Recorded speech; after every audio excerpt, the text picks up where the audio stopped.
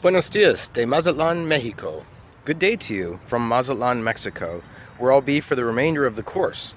And because of that, I'm going to focus the next chapters that we take on in here specifically on Mexican examples. And that'll require us to deviate a little bit from the chapter structure, but you can pick that up on your own, certainly in preparing for your quizzes. So I'm standing here in Mazatlan, Mexico, and behind me is a string of resorts or hotels that are right on the beach. And this part, a little bit away from the beach, has Mexican people, for the most part, living in those houses, two-bedroom houses. But then in this development, right here, the development where I live, this is a development that consists of three different kinds of people. It consists of Mexicans, it consists of Canadians, and it consists of Americans. The Canadians and Americans together are often referred to as gringos. Gringo isn't a term that has a kind of like a negative connotation to it for the most part. It's a term that comes from actually when the American Army marched down to Mexico City and stayed there for a while. The Mexican people started a chant of "Gringo home" because of the colors that they were wearing. Gringo, gringo, and that's where it comes from. But today has a kind of a friendly connotation to describe what Mexicans generally see as their friendly neighbors to the north. So we're going to be going inside of this development here, and we're going to use it to talk about today's chapter material, which is on subcultures and co-cultures, or the broader term is cultures within cultures.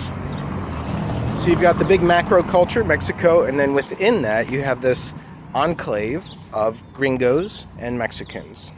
Let's get across some more theoretical terms first, though, before we get to that. What makes a culture separate itself away from the larger culture? Well, there's lots of reasons, but generally speaking, it's either geography. A culture is based on the other side of a mountain, so that it tends to grow up separately, or it's based on ethnicity. People are from different ethnic backgrounds, and they decide to stay within those ethnic backgrounds, so they form their own ethnic communities within the culture. We've already noted that for Chinatown, for example. And then we have social class. Social class is a group of people, because of their standing in society, they tend to have certain lifestyle interests that are similar, and they want to join up with other people who do. And so that's the first thing that will introduce this group of people that we're going to be kind of looking at inside of this development that I'm going to be walking to momentarily, because the people in there, from the American side of the equation, are often retired people, or people who are seeking to get away from very cold temperatures in northern states like North Dakota, or they are people who have married into, oftentimes in a second marriage with a Mexican, usually a male to a female. So those are the kinds of people that are living down here for the most part, as well as general Americans and Canadians who come down here to visit, like I'm doing now. So we're going into this development. It's called Villa Marina, or Villa Marina, and it's a village by the marina. There's a marina that's just a few feet away here. And let's talk now about what we're looking to see when we look at cultures within cultures. We're looking to see assimilation and integration.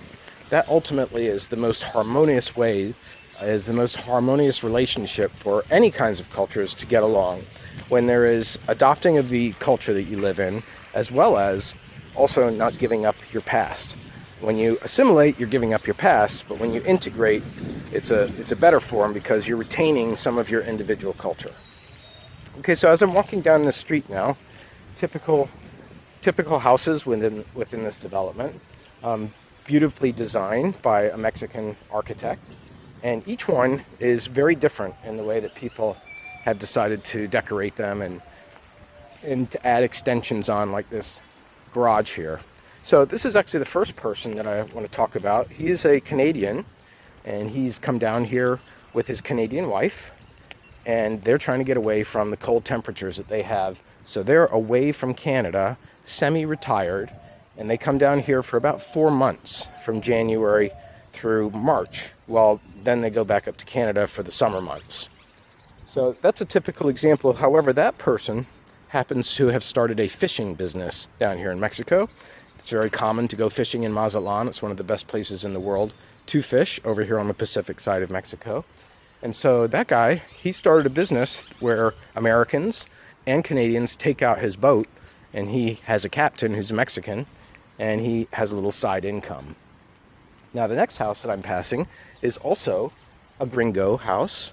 You have here an American from California, and he's a guy who was involved in highway engineering, so he designed bridges and other big structures for the California highway system. And he actually decided to run for the community president down here. Well, I guess you would call it a community manager. So that's a person who collects the fees, person who makes sure that the maintenance is being done, person who pays utility bills and other kinds of things. And well, that didn't go too well. He didn't seem to get along with the Mexicans in the way that they expected to spend the money. He decided that he was going to make some executive decisions to purchase things like the fountain when we walk in, and to do away with one of the pumps for the pool. These decisions I don't happen to personally disagree with, but that didn't go well with the Mexicans, and that's just one of many things that caused some tension to where they actually voted him off of that position, and now he's got his house up for sale. So there's an example, I think you could say, of how integration went wrong there, when his particular manner of making decisions was maybe more along an American model, an individual executor, rather than a group setting. Right now, one of the fortunate things about this chapter is it does talk about two groups that we are very much we are very close to because of going to school at East Stroudsburg University and being in Pennsylvania, and with me being here in Mexico. So I do want to stand aside, so to speak, and talk about those two groups. The first one is the Amish. The Amish is a really great example of a culture within a culture. It's right there in central Pennsylvania in Lancaster, and I went to school at Millersville there for 4 years, so I had a close affinity with the Amish. And it's actually a Swiss religion, comes out of Switzerland, and the Amish see religion as all-encompassing, kind of like Islam. When we talked about Islam, it's every spoken word of every day has some connection to a religious doctrine. And the Amish are people who believe that pride is a sin. So any demonstration of personal pride is a sin. The Amish also believe that technology should not be condoned, only if technology is good for the entire community, which requires a lot of discussion and a vote. So I'll give a good example from when I was visiting an Amish farm. I learned that they have a bicycle that they finally allowed the youth to use. The bicycle was illegal for so much time before that, but this bicycle does not have a pedal. You have to push it and then jump on it.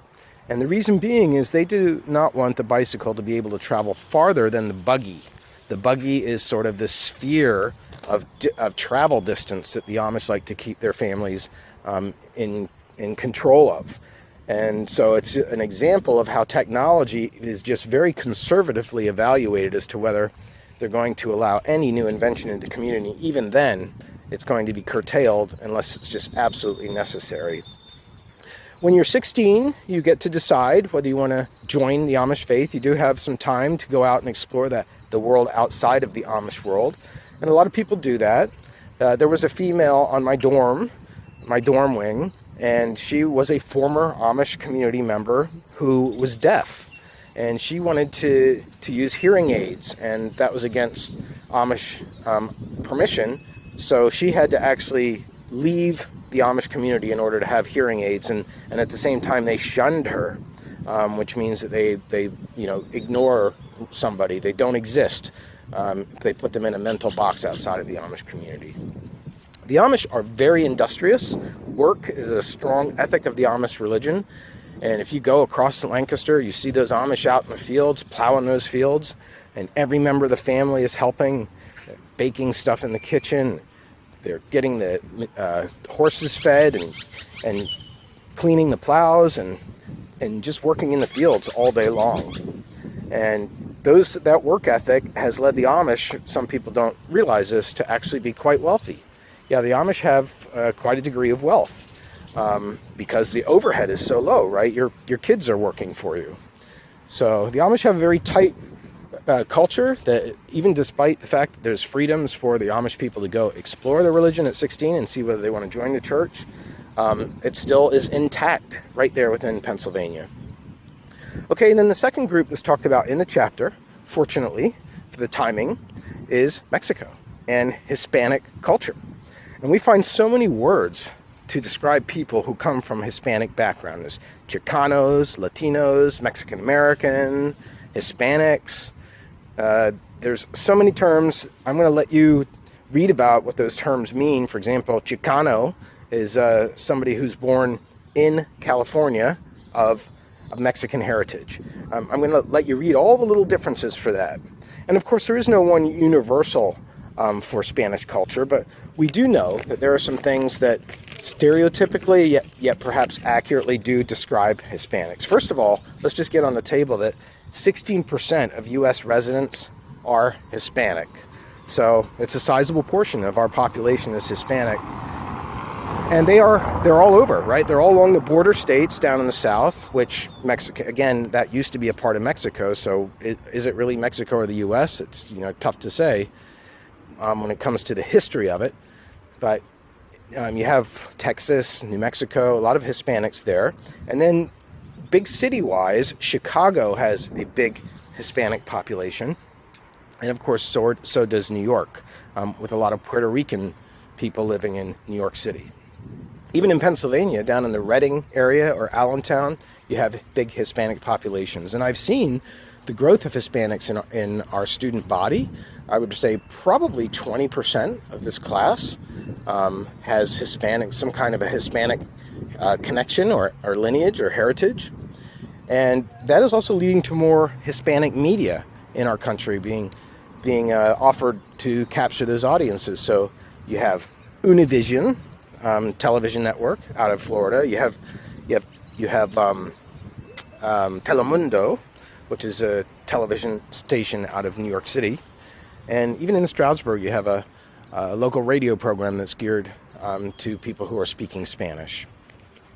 So now here we've arrived at the street I live on, and by the way, this is not.